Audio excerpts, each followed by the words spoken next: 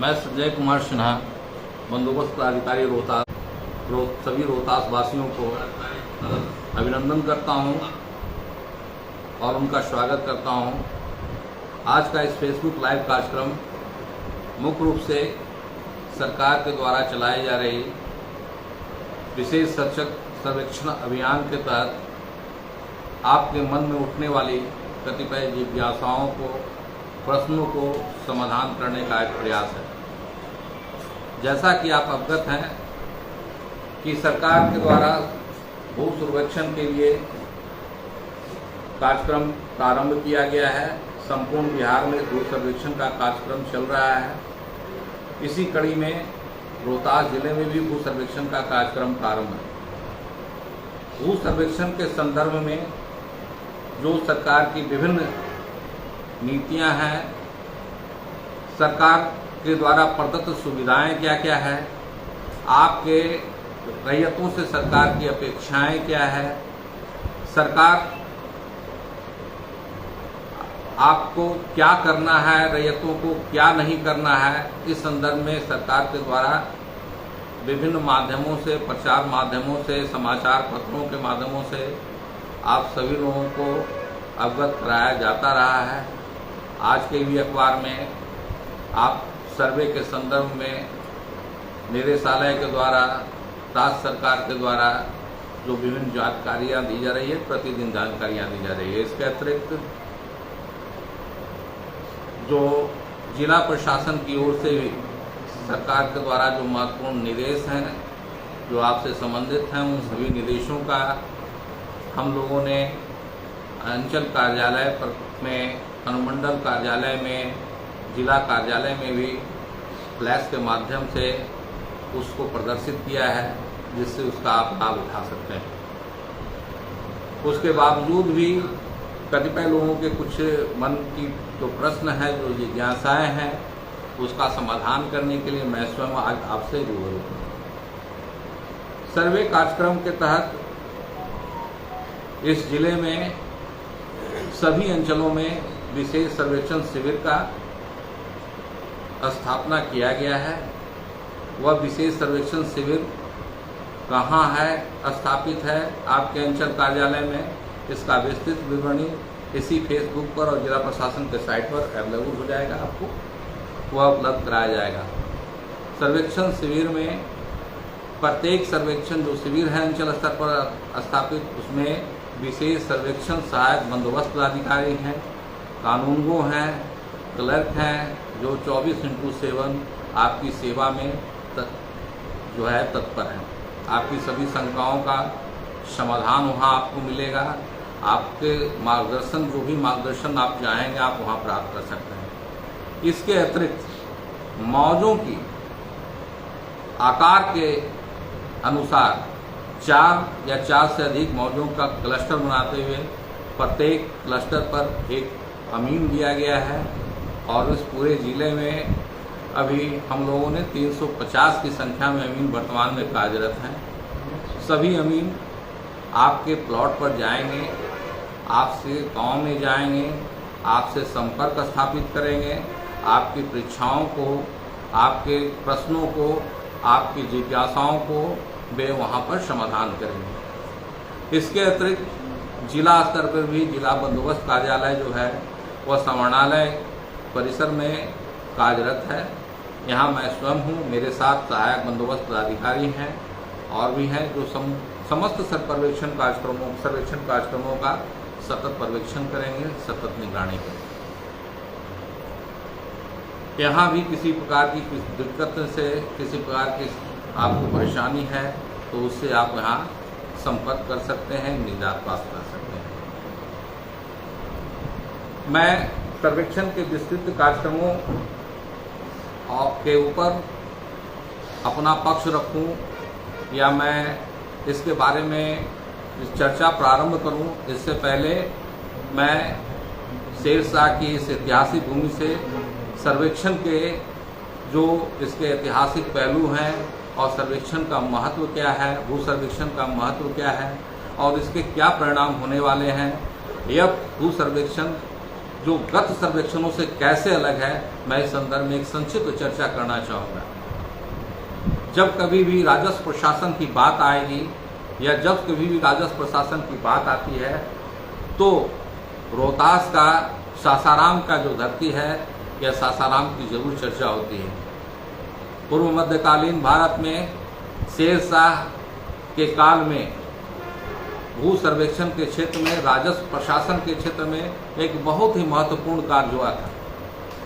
शेर शाह के समय वैज्ञानिक रीति से निश्चित माप के आधार पर जमीन का माप, उसकी प्रकृति, उसका उपज, उसके पैदावार की गणना की गई थी और कबूलियत और पट्टे के माध्यम से सर्वप्रथम रैयतों और सरकार के हित का संरक्षण किया गया था।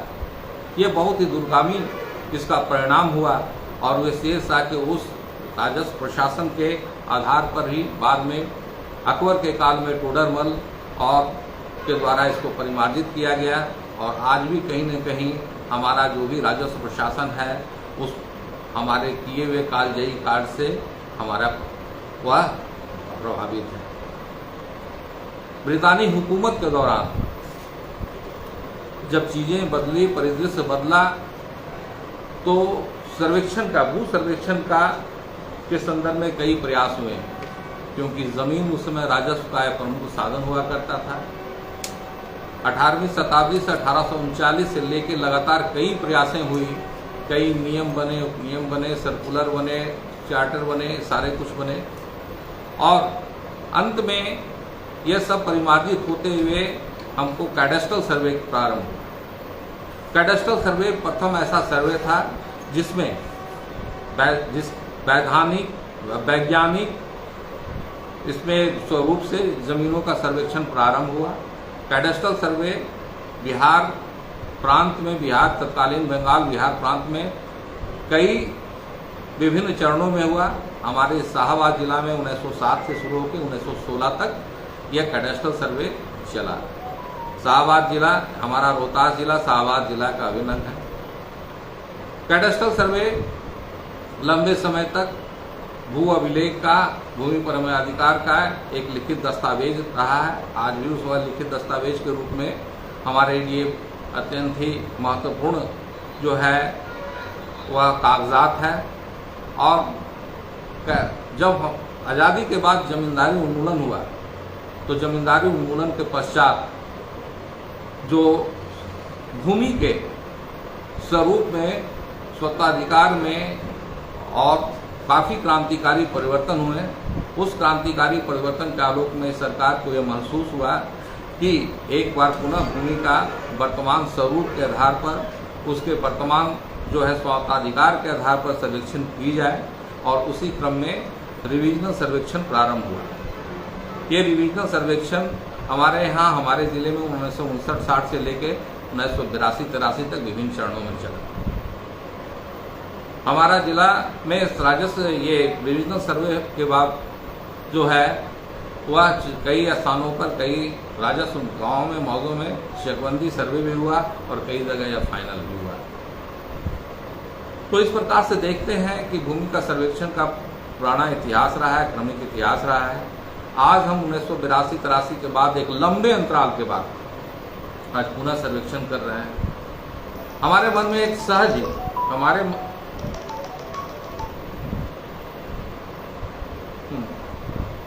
मन में ये सहज ही जिज्ञासा हो सकती है कि आखिर सर्वेक्षण क्यों और वर्तमान सर्वेक्षण क्यों। सर्वेक्षण का सबसे जो प्रमुख उद्देश्य है कि प्रयोग के आधार पर, व्यवहार के आधार पर भूमि के स्वताधिकार में लगातार परिवर्तन हुआ रहा। भूमि के जोत के आधार पर, कब्जे के आधार पर मानचित्रों में भी परिवर्तन हुआ। यह मानचित्रों में परिवर्तन, भूमि के स्वताधिकार में परिवर्तन के और राजस्व प्रशासन में सहूलियत के दृष्टिकोण से यह अति आवश्यक है कि हम नए सिरे से अधिकार अभिलेख का सृजन करें, नए सिरे से राजस्व कागजातों का सृजन करें। इससे रैयतों को भी फायदा होता है, इससे सरकार को भी भूमि प्रबंधन में फायदा है और सबसे बड़ी बात है कि भूमि विवाद पर जो कंट्रोल पाने के लिए, भूमि विवाद पर कम करने के लिए ये एक बहुत ही उत्तम साधन के रूप में है। हमारा वर्तमान का आपने देखा होगा कि सर्वेक्षण, पूर्व में सर्वेक्षण काफ़ी लंबे समय तक चला था। वर्तमान में मेरा जो सर्वेक्षण है, वर्तमान में जो मेरा सर्वेक्षण है वह कार्यक्रम के लिए सरकार के द्वारा 1 साल की समय सीमा निर्धारित की गई है। वह समय सीमा महत्वाकांक्षी योजना है सरकार के द्वारा। सरकार का यह प्रयास है, सरकार का यह प्रयास है कि इस समय सीमा के अंदर हम लोग अपने सर्वेक्षण का कार्यक्रम करें। लेकिन सर्वेक्षण की गुणवत्ता और विवादों को खत्म करना, अधिकार अभिलेख की शुद्धता सरकार की प्राथमिकता है। अभी का जो सर्वेक्षण है, पुराना सर्वेक्षण है, उसमें काफ़ी अंतर है। नई टेक्नोलॉजी आने के साथ, कंप्यूटर में आने के साथ जो सर्वेक्षण का जो स्वरूप है उसमें भी परिवर्तन हुआ है। पुराने समय में कानूनगो, चेयरमैन, अमीन, ये सारे लोग जो होते थे प्रत्येक गांव में जाते थे, शिविर जाते थे, जमीन की प्रकृति के अनुरूप नक्शे का निर्माण करते थे। ये इस कार्य में बहुत ही श्रम साध्य कार्य था, गुरु कार्य था, तहसीला कार्य था। अमूमन इसमें 2 से 3 साल लग जाते हैं। लेकिन आधुनिक टेक्नोलॉजी आने के बाद अब जमीन की हूबहू प्रकृति हवाई जहाज के माध्यम से उच्च तकनीकी के कैमरे का प्रयोग करते हुए हम आसानी से उसे प्राप्त कर सकते हैं। और वह चूंकि डिजिटल फॉर्म में हमारे पास उपलब्ध होता है तो उसमें किसी भी प्रकार का परिमार्जन, किसी भी प्रकार का उसमें परिवर्तन करना एक समसाध्य कार्य नहीं होता है, बहुत ही आसानी से हो सकता है। तो इसलिए सर्वेक्षण का यह कार्यक्रम का जो ड्यूरेशन है उसको बहुत सोच समझ के कम करके रखा गया है। और हम लोग आशा ही नहीं, पूर्ण विश्वास है कि सरकार के द्वारा तय समय सीमा के आधार पर हम लोग पूर्ण शुद्ध रूप से सर्वेक्षण करेंगे। सर्वेक्षण के लिए जो सरकार, जो आपका क्या दायित्व है और सरकार आपकी क्या सुविधा उपलब्ध करा रही है, इस संदर्भ में हम चर्चा करना चाहेंगे। लेकिन उससे पहले मैं बता दूं कि इस जिले में नगर पालिका क्षेत्र को छोड़ के संपूर्ण जिले में सर्वेक्षण का कार्यक्रम हो रहा है, प्रारंभ हो चुका है। 2 तारीख को उद्घोषणा कर दी गई है। कुल 1958 गाँव में उद्घोषणा की गई है। राजस्व ग्रामों में उद्घोषणा की गई है। राजस्व ग्रामों में आम सभा भी किया गया है। उसके बावजूद भी सभी जो अमीन हैं उनको ये कहा गया है कि वे अपने प्रत्येक राजस्व ग्राम में कम से कम 100 आदमी का, 100 व्यक्तियों का, रैयतों का व्हाट्सएप ग्रुप बनावें। जो भी सूचनाएं हैं उस सूचनाओं को उन ग्रुप के माध्यम से लोगों को उपलब्ध करावें, उनसे इंटरेक्शन करें, उनसे व्हाट्सएप मीटिंग करें। कई जगह ये कार्य प्रारंभ भी हो चुका है, हो गया है। और सभी जगह आम सभा हो चुकी है। फिर जहाँ कहीं भी हमारी ज़रूरत हो रही है, जब महसूस हो रही है, हम लोगों ने निर्देश दे रखा है कि वे जाएंगे, गांव-गांव में जाएंगे और लोगों को अवगत कराएंगे। ये कर रहे हैं। मुझे ये बताते हुए काफ़ी हर्ष हो रहा है कि रोहतास जिला वासी इस मामले में काफ़ी सजग हैं और अभी तक स्वघोषणा के रूप में 1.25 लाख से ऊपर स्वघोषणा प्राप्त हो चुका है, जो नए सर्वेक्षित जिलों में बिहार में सर्वाधिक है। उसी तरह से हमारे फिर भी लोगों को किसी प्रकार की तकलीफ नहीं हो, किसी प्रकार की दिक्कत नहीं हो, इसे संदर्भ में हम लोगों ने जो है वो विस्तृत जो सरकार की सूचनाएं हैं उसको मैं आपके सामने शेयर करना चाहता हूं। सबसे पहले मैं ये बताना चाहूँगा कि एक रैयत के रूप में आपका दायित्व क्या होता है। एक रैयत के रूप में आपका दायित्व क्या होता है, उसमें सबसे पहले है कि आप अपनी जमीन को सीमांकित कर मेड़ों को ठीक करने और चौहदीदारों की जानकारी प्राप्त कर लें। मसलन ये कि आपकी ज़मीन कहाँ है, आपकी ज़मीन कौन सी है, आप उसको पहचान कर लें, उसे देख लें, आपके चौहदीदार कौन हैं, आप इसकी जानकारी प्राप्त कर लें। उसके बाद ग्राम सभा जो में उपस्थित हों, ग्राम सभा में आप जो वंशावली देंगे उस ग्राम सभा में वंशावली के सत्यापन में आप मदद करेंगे। ग्राम सभा में सर्वेक्षण कर्मियों की मदद करें। भूमि के, आप जिस भूमि को धारित करते हैं, निश्चित तौर पर उस भूमि को धारित करने के लिए जो स्वामित्व के संबंध में आपके पास दस्तावेज हो, उस दस्तावेज को आपको प्रपत्र 2 जिसे स्वघोषणा कहते हैं और प्रपत्र 3(1) जिसको वंशावली कहते हैं, जिस पर मैं बाद में विस्तृत रूप से चर्चा करूंगा, इसे पूर्ण रूप से भरकर आपको देना है।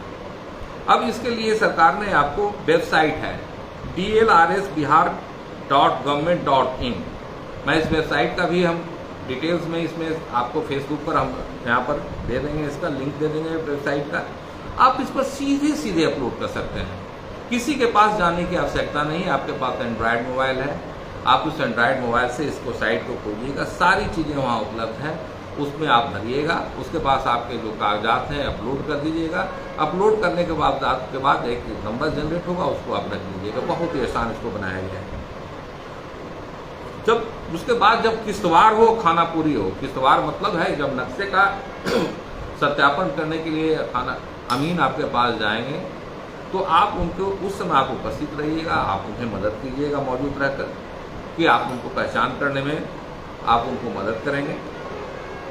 सर्वेक्षण के हर एक स्तर पर तैयार अधिकार अभिलेख और मानचित्र की जांच ले, संतुष्ट होने पर ऑनलाइन आपत्ति कर लें। कई लोगों के मन में ये शंका होगी कि ठीक है, मान लिया जाए कि सर्वेक्षण हो रहा है, लेकिन सर्वेक्षण के क्रम में हमें अगर कोई दिक्कत है, परेशानी है और जो सर्वेक्षण किया जा रहा है वह तथ्यात्मक रूप से वह आपको सही महसूस नहीं हो रहा है, आप में उसमें त्रुटियां परिलक्षित हो रही है, तो आप स्वतंत्र हैं। कई स्तर हैं इस पर आपत्ति देने के, कई स्तर हैं कागजात देने के। यहाँ तक कि अगर फाइनल भी हो जाता है तो उसके बाद भी आपत्ति देंगे, प्रपत्र भी फाइनल होने के बाद भी, तो आप वहां भी आपकी सुनवाई होगी। इसलिए डरने की किसी प्रकार की बात नहीं है, इसमें किसी प्रकार की घबराहट की बात नहीं है। बिल्कुल आपके इच्छा और सुविधा अनुसार जो तथ्यात्मक, जो आपके द्वारा तथ्य लिखे हैं कागजात के अनुसार सर्वेक्षण का कार्यक्रम होगा। इसमें किसी प्रकार की कोई भी कोताही नहीं बरती जाएगी। आपको समुचित अवसर, विभिन्न प्रकरणों में आपको समुचित अवसर प्रदान किया जाएगा और आपके कागजात वहां। इसलिए इस प्रकार में किसी प्रकार की आप में इसमें गड़बड़ाहट की बात नहीं है, किसी प्रकार की इसमें आपको चिंता करने की बात नहीं है। आपको समुचित अवसर दिया जाएगा। मैं इसको आपको पुनः रेखांकित करता हूं।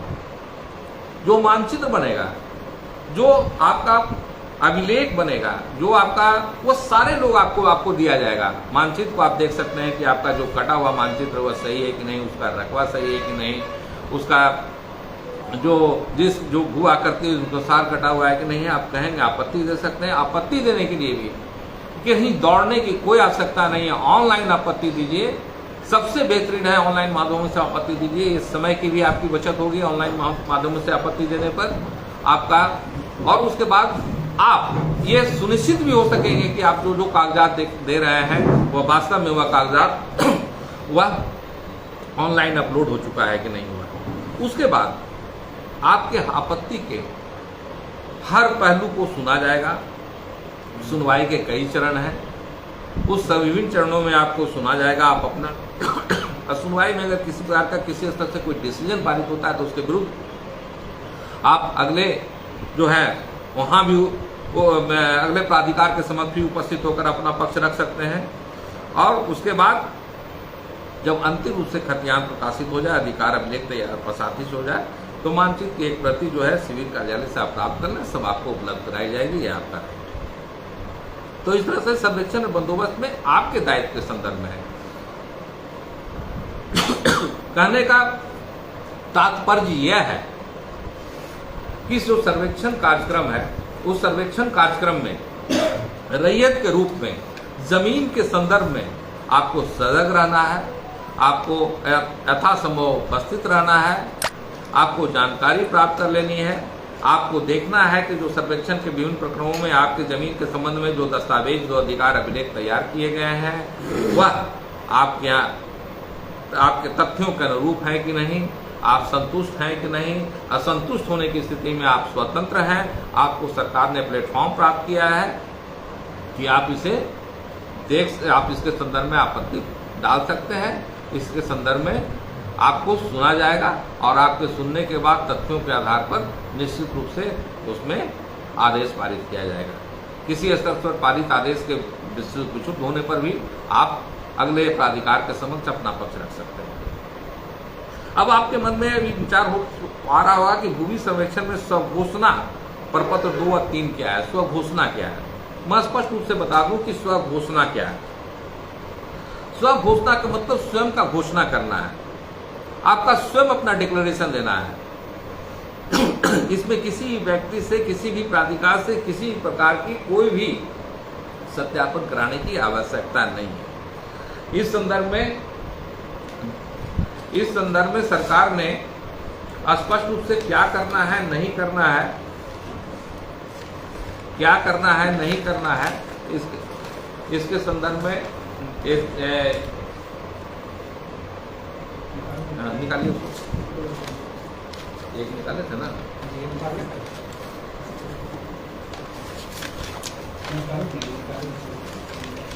इसके संदर्भ में उन्होंने दिया है। मैं आपको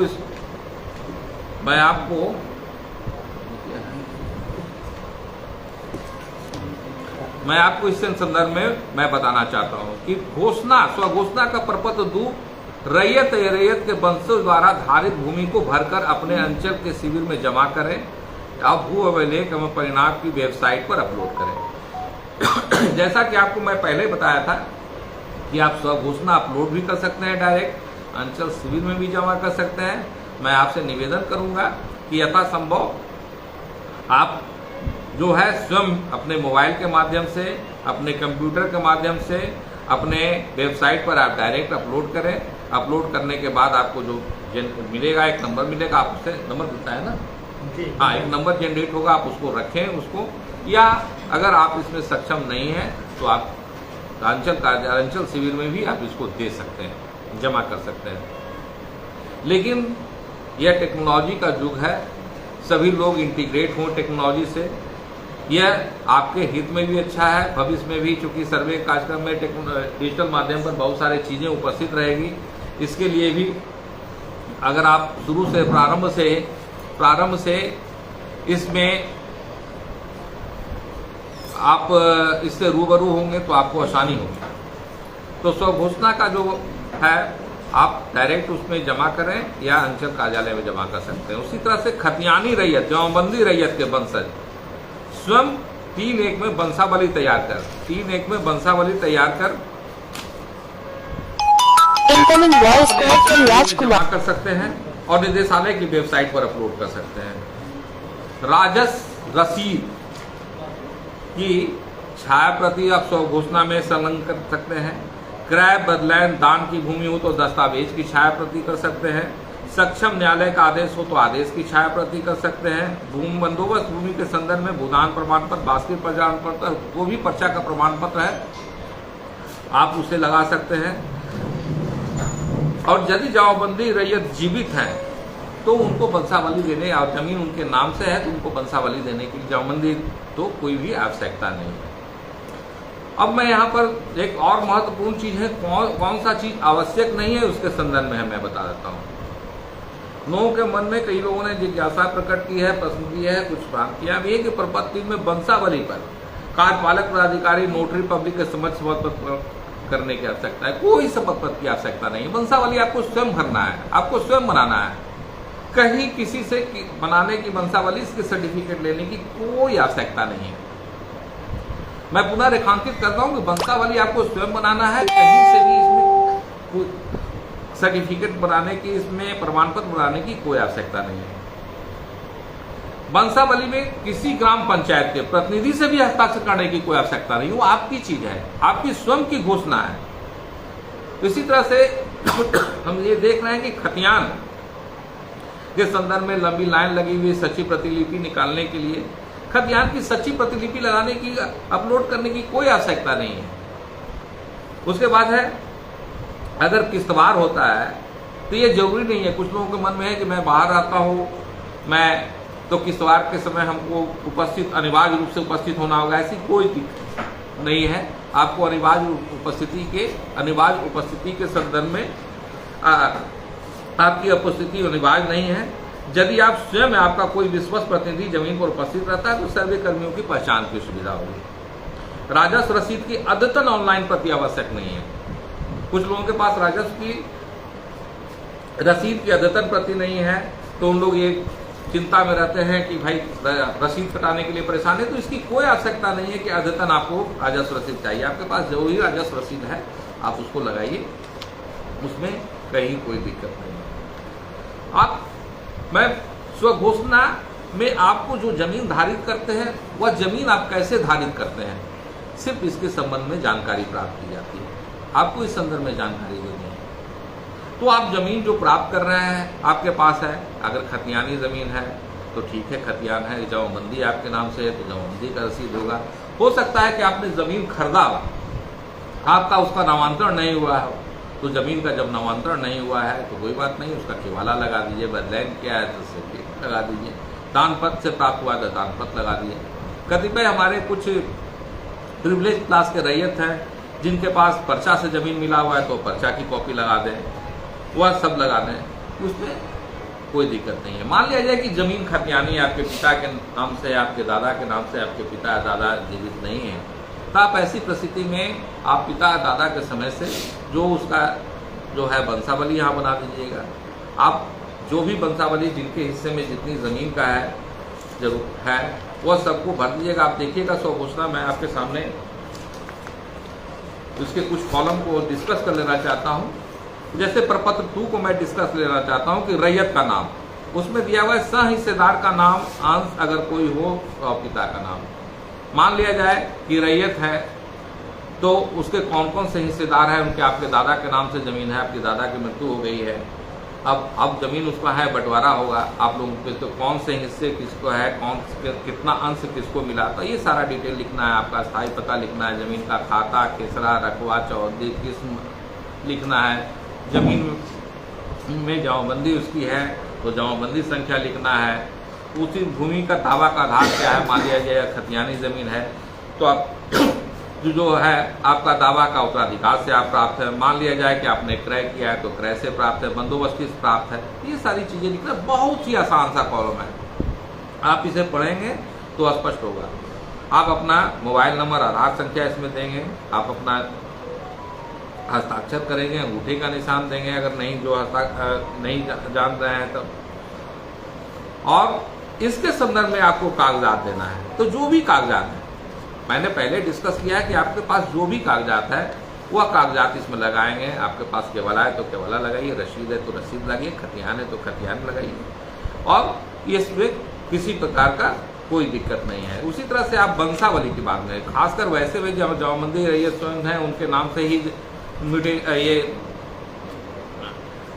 क्या कहा जाता है कि ये होना है, सर्वे होना है, तो फिर वंशावली की कोई आवश्यकता नहीं है। वंशावली की आवश्यकता वहाँ की जमीन आप उत्तराधिकार से आपने प्राप्त किया है।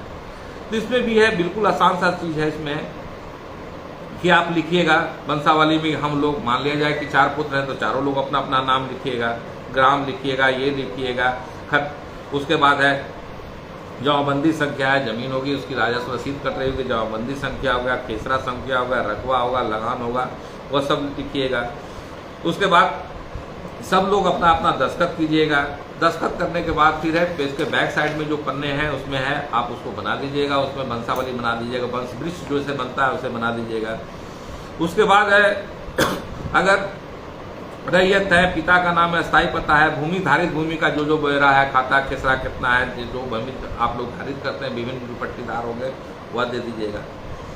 उसके बाद अनुलग्नक में यदि उनके वह मृत्यु हो गई है तो मृत्यु का वर्ष दे दीजिएगा। जमाबंदी संख्या है, खतियान का के बारे में नकल है तो उपलब्ध है तो उसको आप लगा दीजिएगा, खतियान का है।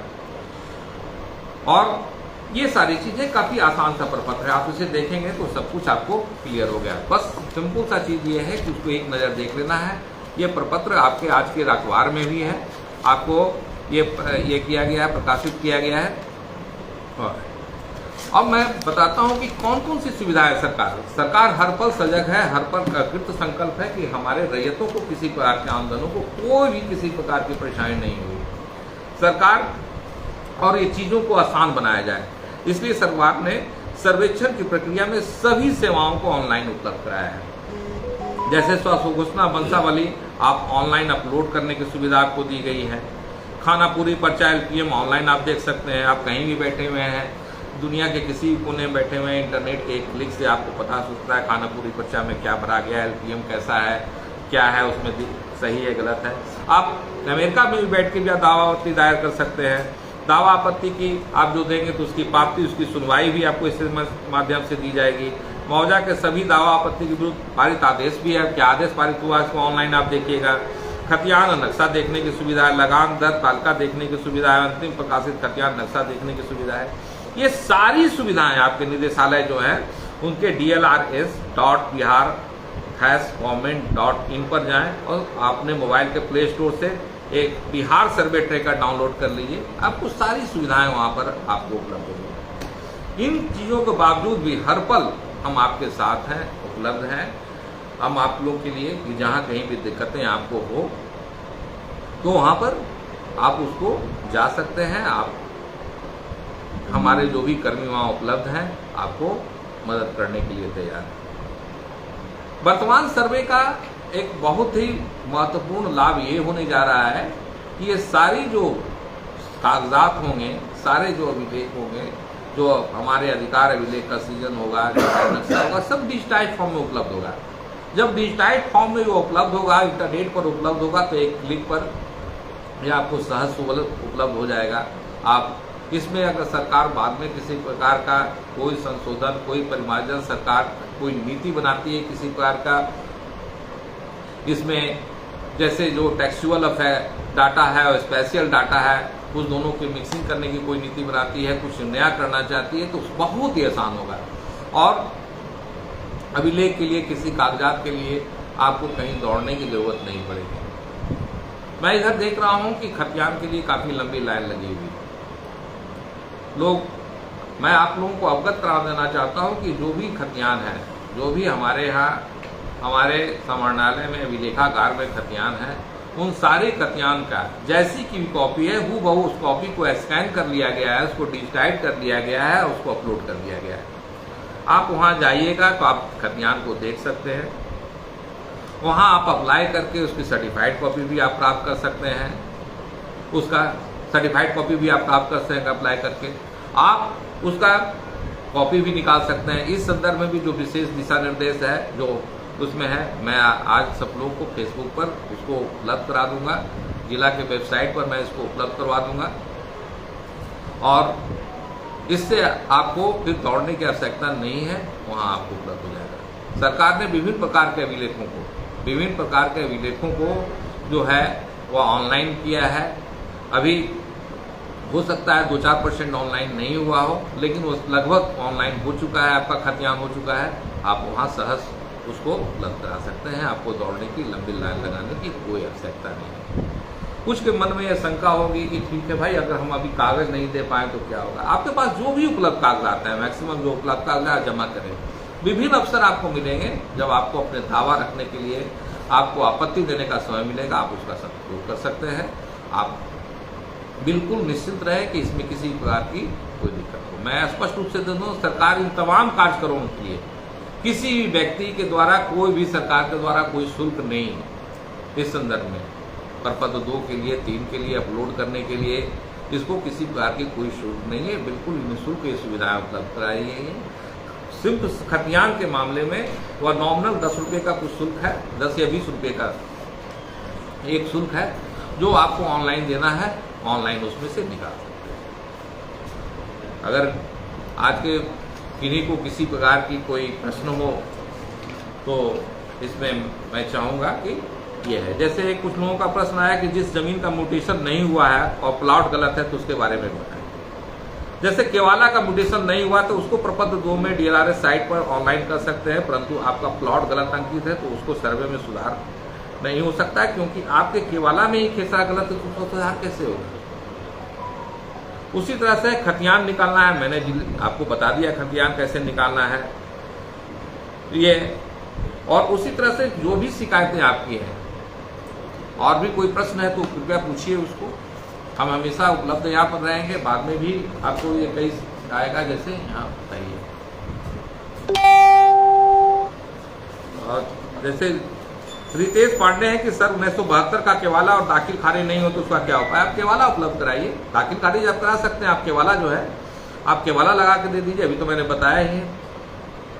जैसे मौजा का खतियान निकालने के लिए पैसा लग रहा है, मौजा के खतियान मैंने आपको बता दिया, आपके वेबसाइट पर है। किसी भी आप बिल्कुल 10 रुपये का उसका नॉमिनल फी आप दीजिए, देखने के लिए कोई फी नहीं लगाइए उसको। मैं यहाँ पर इसको कर देता हूँ, कहीं दौड़ने की जरूरत नहीं है आपको। और जिस मौजा का ऑनलाइन खतियान भू राजस्व लगाना रैयतों का नाम सुधारने का कष्ट करें। जैसे देखिए ऑनलाइन खतियान सुधारने का है, जो ऑनलाइन आपका खतियान है, एक खतियान आपको डिजिटाइज खतियान है, एक खतियान अभी आपको जो निकल रहा है आप देख के निकाल सकते हैं। वह खतियान आपको बिल्कुल जो आपके राजस्व अभिलेख में, जो अभिलेखागार में खतियान है, वो खतियान उसमें है, उसमें किसी प्रकार की संशोधन अभी नहीं हो सकती है। जहां तक है कि रैयतों का नाम खतियान में किसी प्रकार की संशोधन हम लोग नहीं रख सकते हैं। अब विशाल देव जी ने यह प्रश्न किया है कि जमीन सर्वे को लेकर कुछ लोग भ्रमित फैला रहे हैं, सर्वे नहीं होगा, इस पर अपना विचार दीजिए। हर हाल में सर्वे होगा, सरकार के संकल्प है, सर्वे की महत्ता सरकार को पता है, हम लोगों को भी जानकारी है कि सर्वे की महत्ता क्या है। सर्वे अद्यतन सर्वे होना रैयतों के लिए, सरकार के लिए, भूमि प्रबंधन के लिए आवश्यक है, इसलिए किसी भ्रम में नहीं रहे। सर्वे है, सर्वे होगा, निश्चित रूप से होगा। हमारे माननीय मंत्री जी ने भी इसको स्पष्ट किया, जो अखबारों में आप देख सकते हैं। आपने ये खड़गई थाना 13 का खतियान खोलने पर शिवसागर का खुल रहा है, गुड्डू राय जी का कहना है। मैं इसको नोट कर लेता हूँ, मैं इसको देख लेता हूँ कि कहाँ है, इसको मैं सुधारने की कोशिश करता हूँ। विशाल देव ने कहा सरकार ने हर तरह का सुविधा दिया है सर्वे को लेकर। धन्यवाद विशाल जी आपको। और मैं आप लोगों से अनुरोध भी करूंगा कि आप इस सुविधा से अवगत हैं, रूबरू हैं, तो आमजनों को भी इसके बारे में बताएं। उसमें है प्रदीप राय जी का कहना है जैसे कि सर नमस्कार, मेरे दादाजी के नाम से खतियान है, उसको तो मैंने फॉर्म में लिखा है, लेकिन कुछ जमीन ऐसा है जो खतियान में किसी और के नाम से और मेरे पास उसका कोई भी केवाला या दस्तावेज नहीं है। जब मैं बहुत छोटा था तो मेरे पिताजी गुजर गए, दादाजी तो पहले ही चल बसे, वैसे में उस जमीन का कागज कहाँ से मिला। प्रदीप राय जी, इसमें यदि आप उस जमीन के खाता खिसरा से वाकिफ हैं तो उस खाता खिसरा का आप खतियान खोल लीजिए, खतियान किसके नाम से है। अगर आपको कोई वर्ष याद हो, आसपास का वर्ष याद हो, तो आप रजिस्ट्री ऑफिस से उसको देख सकते हैं, आप पता कर सकते हैं कि उस आसपास के वर्ष में अगर कोई केवाला आपके पिताजी दादाजी के नाम से हुआ है तो वहाँ मिल सकता है। थोड़ा सा प्रयास करना पड़ेगा, कागजात नहीं है तो, और प्रयास कीजिएगा कागजात में उसमें। अब जैसे आलोक कुमार सिंह कह रहे हैं थाना नंबर 385 का, थाना नंबर 385 कहाँ आलोक जी, ये लिख लेते तो हम लोग को आसानी होती। निखिल तिवारी जी बोल रहे हैं खतियान कैसे निकलेगा, मैंने बता दिया साइट है, मैं इसका विस्तृत विवरण वहाँ पर दे दूंगा, वहाँ पर आप लोग देख लीजिएगा। उसके बाद है गुड्डू यादव जी कह रहे हैं कि ऑनलाइन साइट काम नहीं कर रहा है 15 दिन से। ऑनलाइन साइट में सर्वर में कुछ प्रॉब्लम है, हम लोग राज्य स्तर पर सरकार के संज्ञान में है, इसमें सुधार हो रहा है और बहुत ही जल्दी सर्वर जो है वह अच्छा काम करना शुरू कर देगा। उसके बाद है कि एक बोल रहा है दस्तावेज जमा करने की अंतिम तिथि क्या है। आपको लग रहा है ये प्रश्न काफी लोगों के मन में होगा, तो मैं बता देता हूँ कि इसकी सरकार के द्वारा से अभी तक कोई अंतिम तिथि की विभाग से कोई नहीं आया है, अभी कार्यक्रम में है। लेकिन मैं आप लोगों से अनुरोध करूंगा कि आप जितना जल्दी हो सके अपने कागजात को जमा करें ऑनलाइन। उसी तरह से शिवसागर अंचल में डुमरी पंचायत के बरेला मौजा का खतियान ऑनलाइन उपलब्ध है या नहीं, क्या करें। आप ऑनलाइन देख लीजिए उसको, अगर उपलब्ध नहीं होगा तो आप भी बताइएगा हमको। तो ये सारे हैं आपको जो कमेंट आए हैं, कुछ लोगों को समय हो गया कमेंट आया है, तो अच्छा लगा आप लोगों से संवाद करके।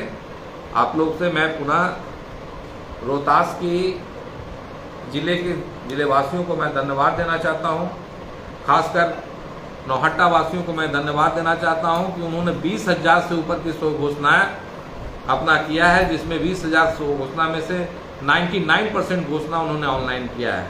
नौहट्टा जैसे सुदूर क्षेत्र में इतनी जागरूकता निश्चित रूप से सराहनीय कार्य है। मैं अन्य जगह के लोगों को करूँगा कि आप अपना स्व घोषणा जो है, आपकी बहुत सारी जिज्ञासाएं जो है वो दूर हुई होगी, बहुत सारे प्रश्न का समाधान मिला होगा। कुछ भी अगर शेष है तो उसके लिए हम आप पुनः सादर आमंत्रित हैं, हम आपके सेवा में सहज प्रस्तुत हैं।